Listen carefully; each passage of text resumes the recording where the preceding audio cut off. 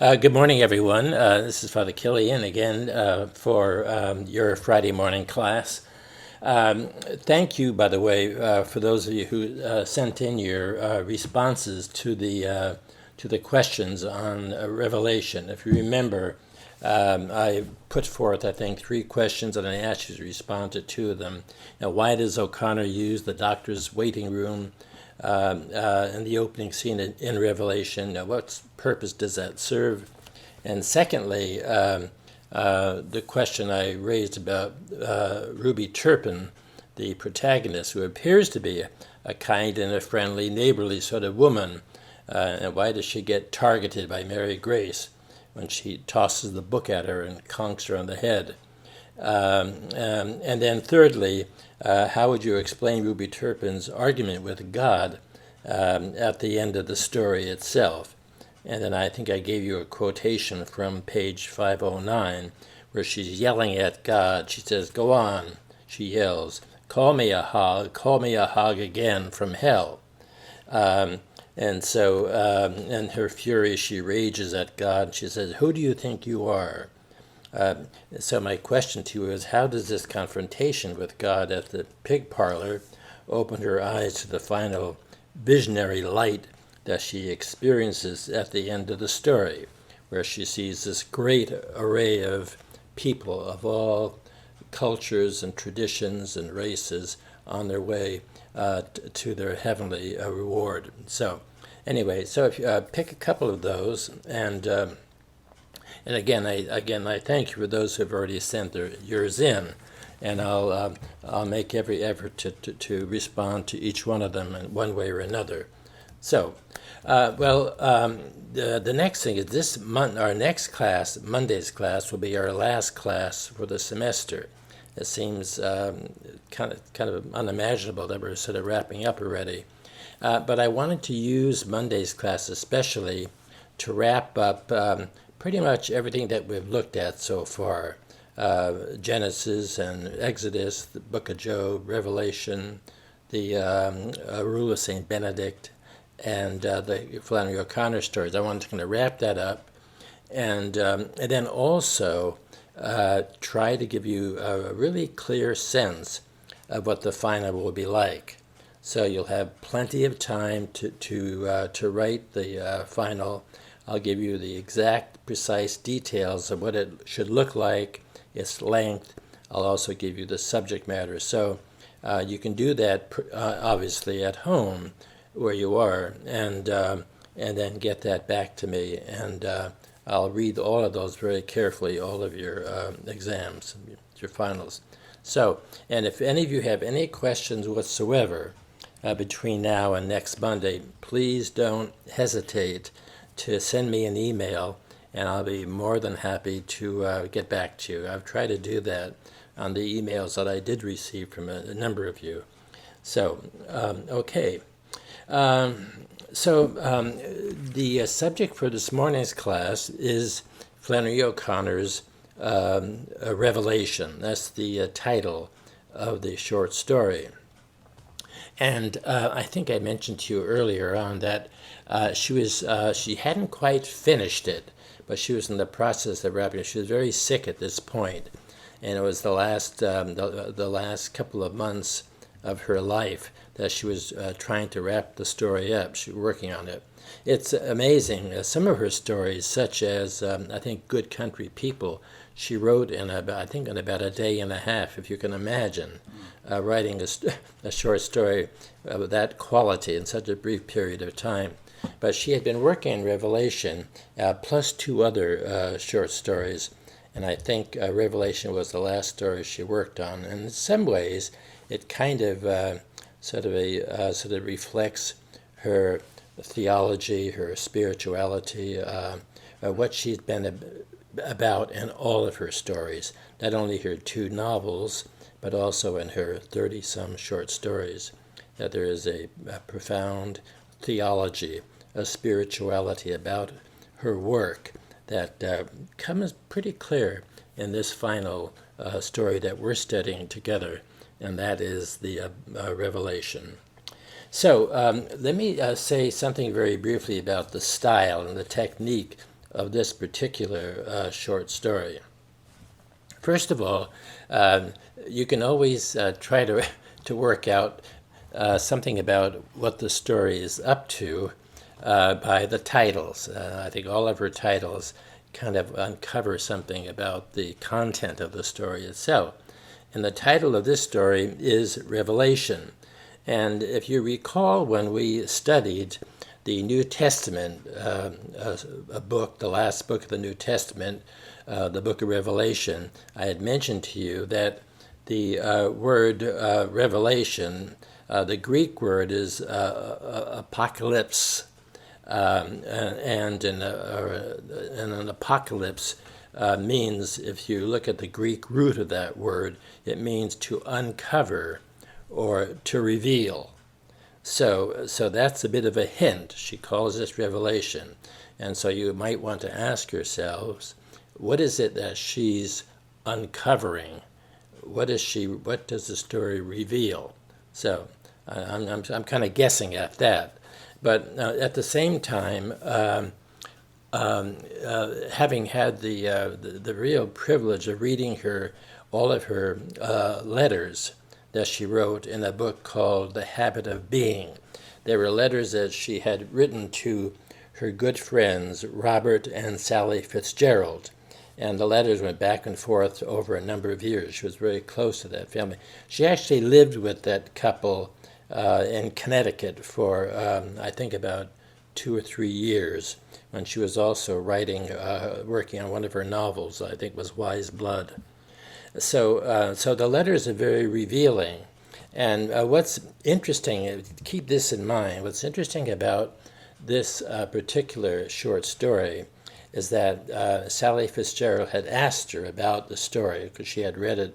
I think Fitzgerald got copies of her stories, and then she kind of read them through, and then she responded to Flannery O'Connor and gave her opinion.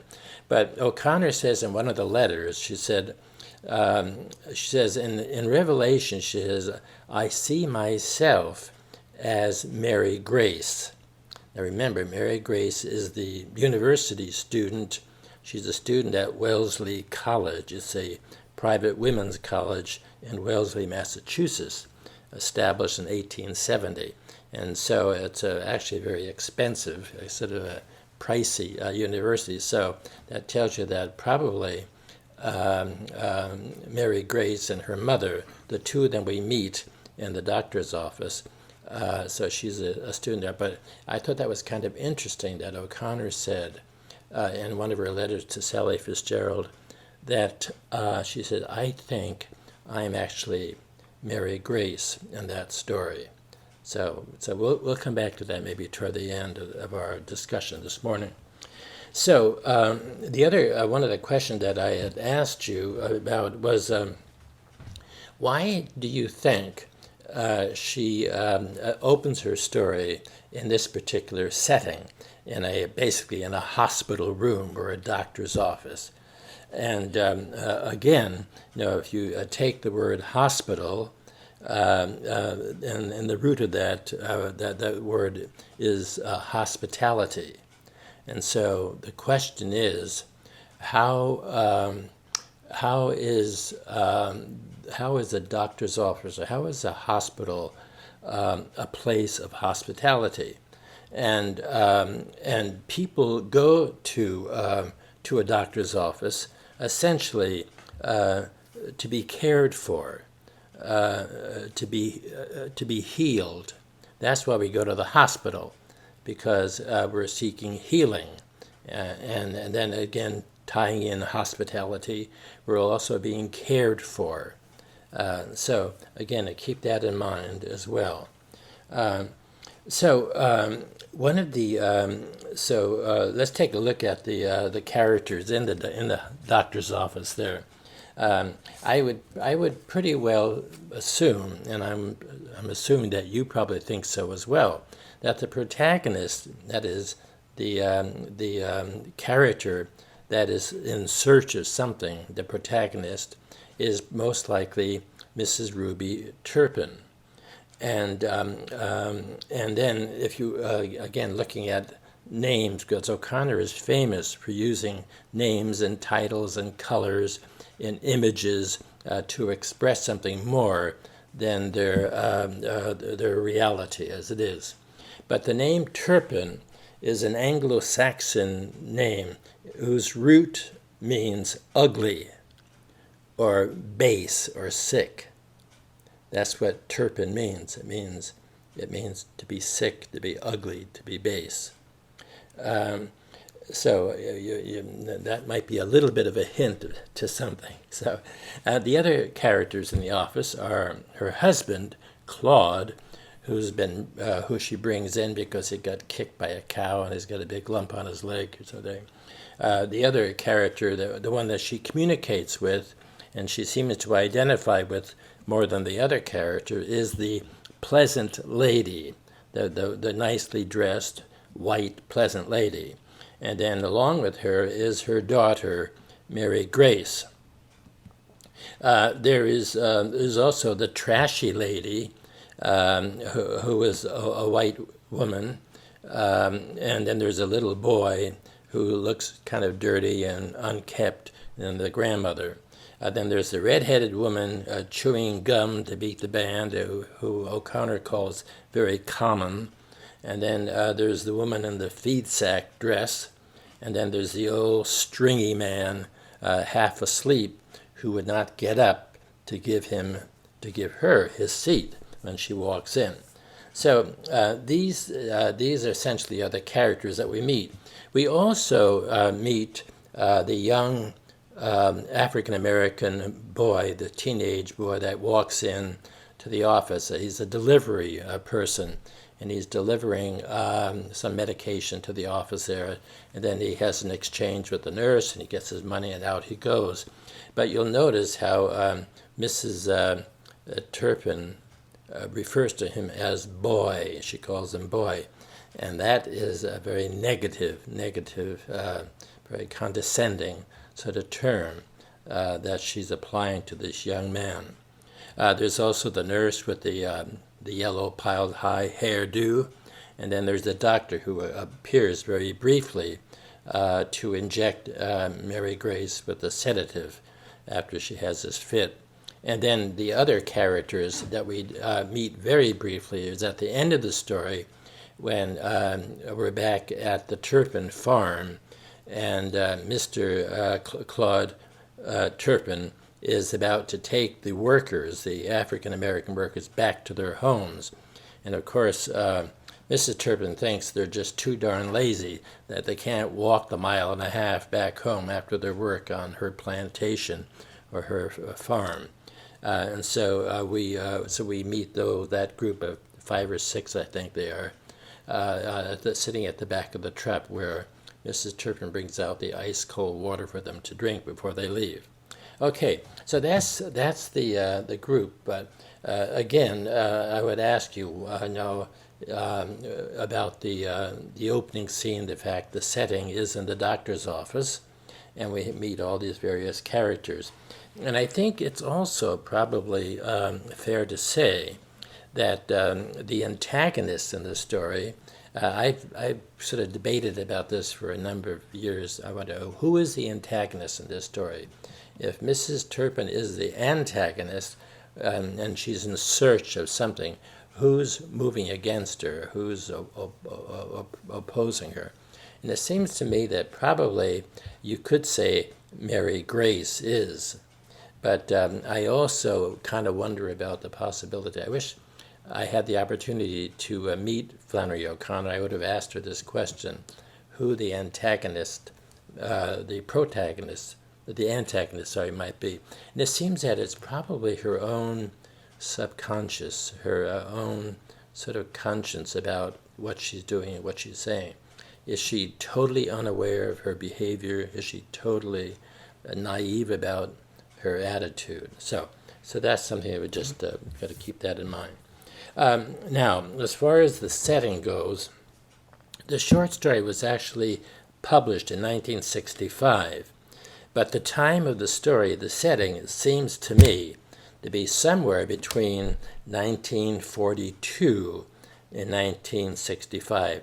there's those references to the Holocaust in Germany. There's references there to the war, and she's imagining in her dreams that these bodies being piled high, one on top of the other, all in odd different places.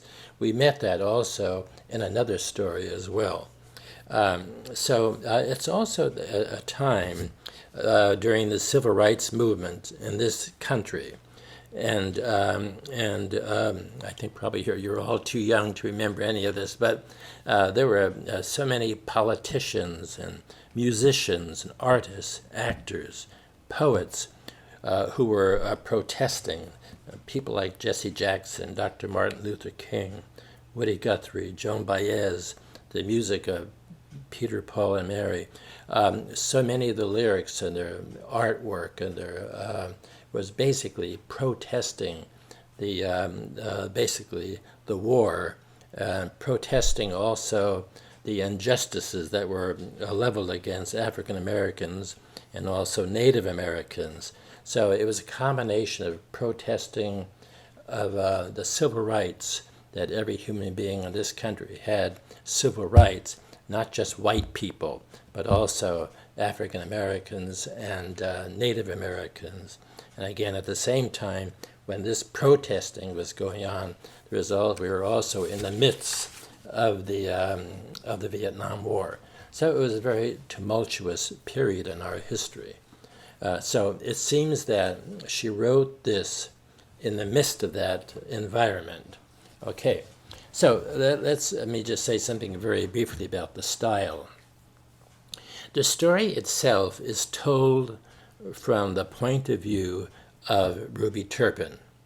She's the one that's telling the story. Mrs. Turpin's thoughts, however, are conveyed by an omniscient narrator. That means a narrator that knows all things.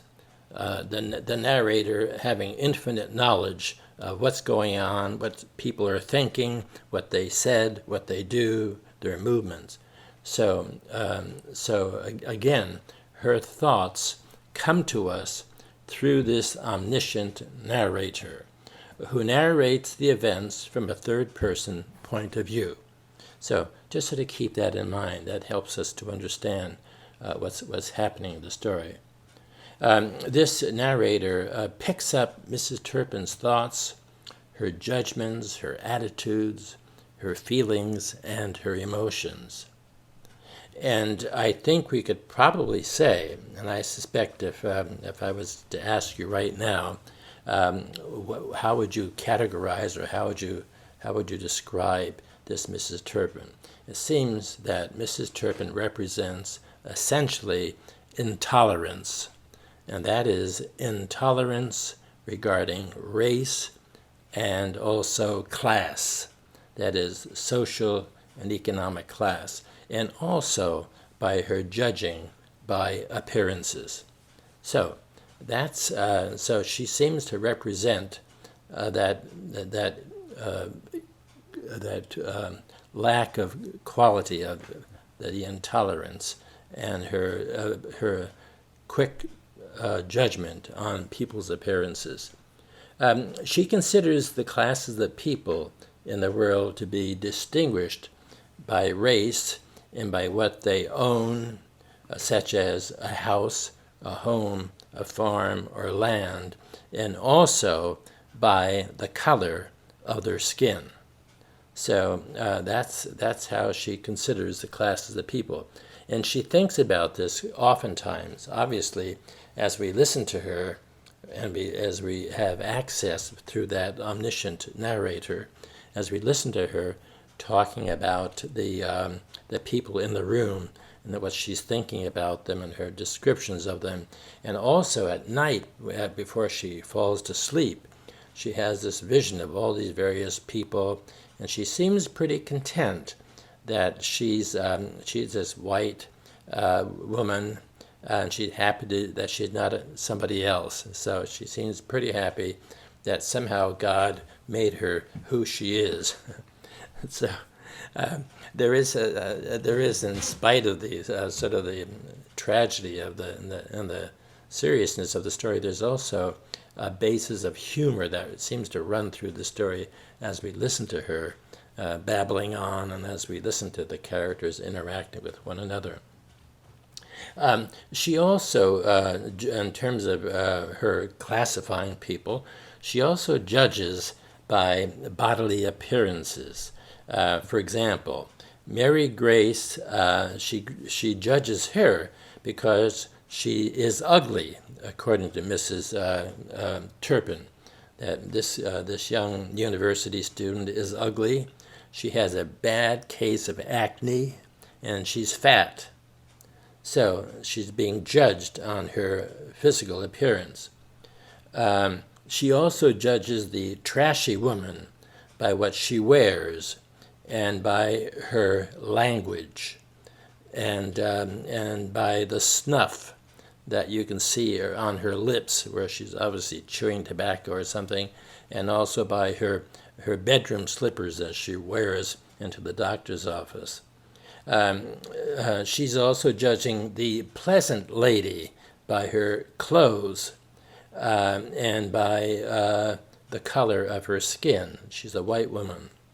The black delivery boy, I mentioned this a bit earlier, whom walks in and she calls him immediately boy, and she's patronizing him and telling him what to do in order to draw the attention of the nurse who's in the back room with the doctor.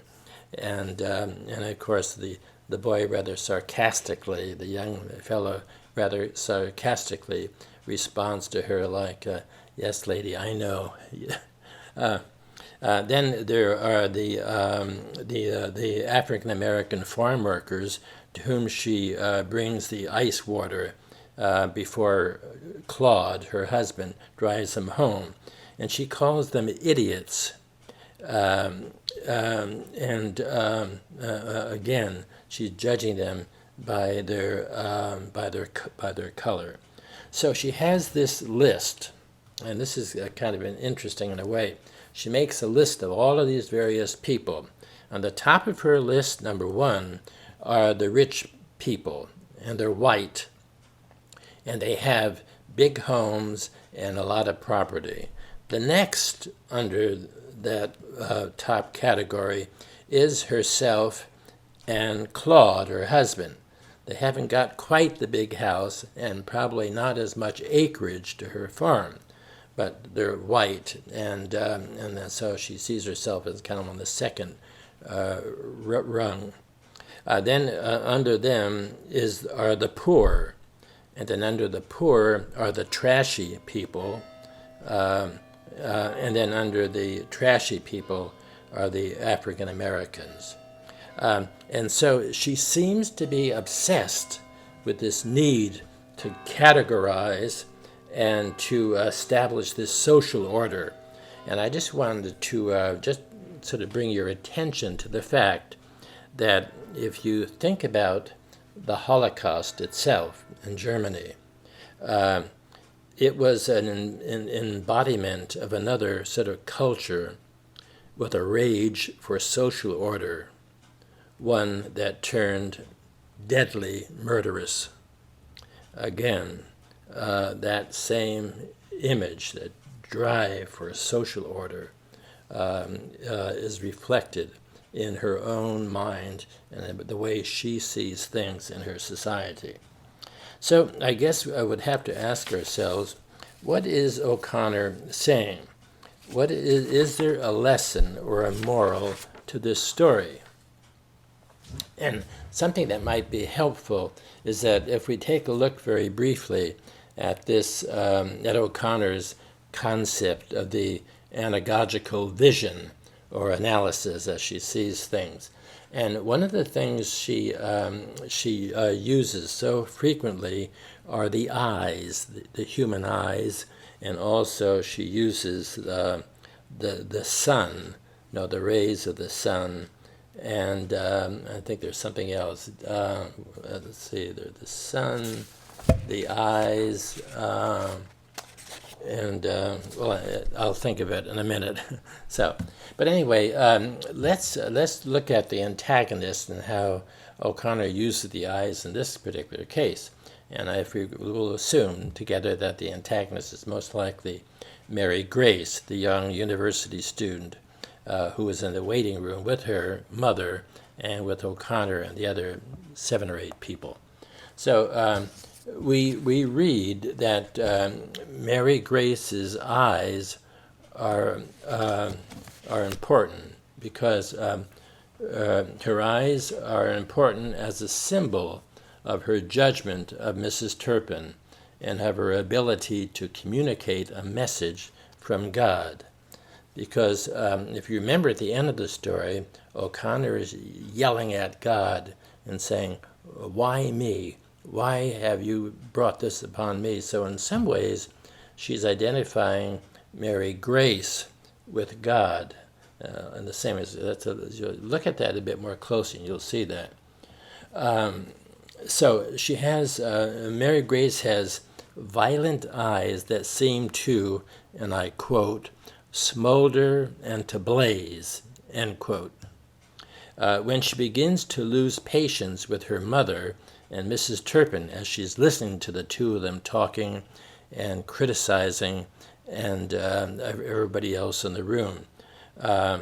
When she begins to lose patience with her mother and Mrs.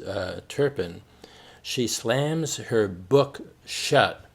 And if you remember, the title of the book is Human Development. And she stares violently at Mrs. Turpin. Her eyes, and again I quote, seemed lit all of a sudden with a peculiar light, an unusual light like night road signs give, end quote. This comparison to road signs in the night suggests or hints at Mary Grace's ability to send an important guiding revelation to Mrs. Turpin. And we read further that Mary Grace's, I quote, eyes fixed like 2 drills on Mrs. Turpin. This time there was no mistaking that there was something urgent behind them, unquote. So again, it's the book is also interesting that she's reading the title, Human Development. So when Mary Grace throws the book at Mrs. Turpin, it is no coincidence that the book's title is Human Development. Mrs. Turpin, we could say, represents a primitive stage in human psychological development when it comes to judging other human beings, especially when judging others was, if you remember, in an earlier sort of human development stage, it was necessary for people to judge others for basically survival purposes. Our ancestors had to judge tribes and animals who were not accustomed because they were others, and that was a threat. And so it seems that in some ways Mrs. Turpin is the image of this human development, or I should say underdevelopment. And of course, now today, if you can just imagine yourselves, and here especially at St. Martin's University on a campus where we have such a diverse collection of people, from every culture and every race and every social order, we all meet together. And we don't, hopefully, please God, we don't make distinctions between people. That there is this, that we somehow assume that God loves everybody regardless of our race, our social order, our economic order, our culture, whatever it may be, the color of our skin, whatever, is that the only way that God judges us is our good deeds or our bad deeds. Doesn't judge us as Mrs. Turpin is judging. So the human development issue suggests to us that possibly Mrs. Turpin is just in the process of her human psychological development. She's in the early stages of it. development. And then I guess we kind of hope maybe at the end of the story she comes to an awareness of who she is and her attitudes and what she's been expressing. And once again, I'm looking at my notes at this point. Now that we live in a modern society composed of different races and cultures and religions, others are not or should not be a threat. But it seemed that for Mrs. Turpin, others were a threat to her, and therefore that's why she took the position that she does. And even her size, she's a large woman. When she walks into the waiting room of the doctor's office, she fills the room up pretty much, and so it's a kind of a protective position that she has in order to keep herself preserved from others who might be a threat to her thinking and her philosophy or her politics or her religion or her culture, that sort of thing. So unlike Mrs. Turpin's way of thinking, who has not developed, in fact, she is to some degree what Mary Grace calls her a warthog, a non-human.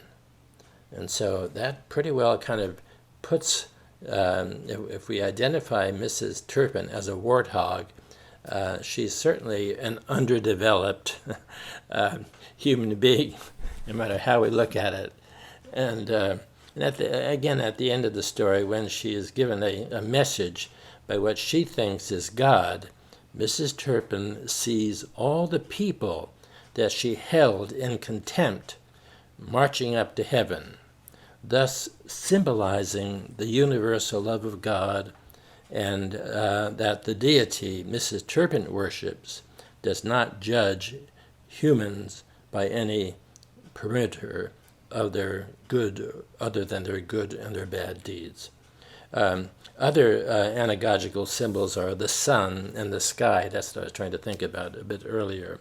The sun and the sky are important symbols for O'Connor, and here they indicate the stages of Mrs. Turpin's acceptance and understanding of the revelation that's taking place before her and around her.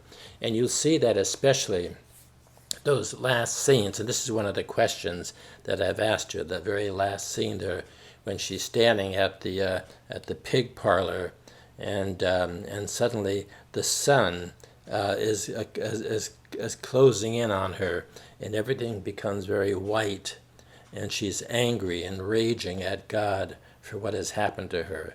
Why was it that of all the people in the room, this young student, Mary Grace, picks her out, selects her as a target of her a message, whatever that message Mary Grace was sending her?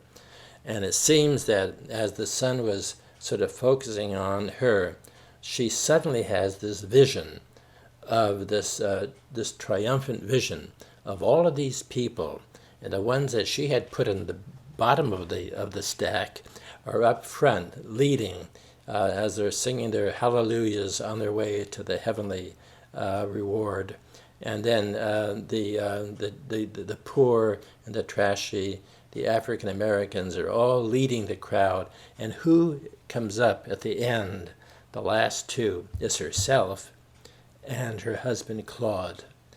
And at that time, the sun is so bright and the sky takes on this sort of purple hue, suggesting the blessings of God. It seems that possibly she's come to some kind of an awareness of who she is as a person and of all of her. And so there's a kind of maybe it's the grace that she receives from Mary Grace that enables her through this rather violent and this harsh sort of attack to awaken her to who she truly is. And I realize that Flannery O'Connor has said, or has been criticized severely by many, that her stories are oftentimes very violent and harsh, and they're in some ways sort of frightening. But she herself says in her letters to Sally Fitzgerald that she has to write in bold, large print, and sometimes it's very violent scenes. She says, for an audience that doesn't truly understand her Catholic theological notions of illuminating grace. And just to repeat that once more for you, her idea of her theology was that God, in his generous love, has this abundant grace to give to people. And it's the grace that enables one to see oneself and to understand oneself and to be able to live more fully and generously in our communities. And so God's grace oftentimes comes to us in harsh ways. They're not, especially if we're not willing to stop and to turn around and to receive the gift of grace, the grace that awakens us and to who we truly are as persons and our responsibilities as human beings for one another. Okay, so anyway, give some thought to some of these ideas, and as you're finally putting your sort of thoughts together on the two questions that you might have selected, I hope this has been helpful for you. And then on Monday, we'll definitely we'll take a look. We'll sort of wrap some things up. We'll wrap up O'Connor. We'll take a quick, brief overview of what we've covered so far, and then I will give you the details of the final examination and when it could be done. And yeah, I think that's pretty much it. So again, if you have any questions whatsoever, if there's anything that's not clear to you, please don't hesitate to contact either Brother Damian Joseph or myself, and we'll be always happy to respond to you. And I hope you're all keeping well and healthy and safe at this time of the pandemic, and I hope your families are also well. So God bless all of you, and I'll look forward to chatting with you on Monday.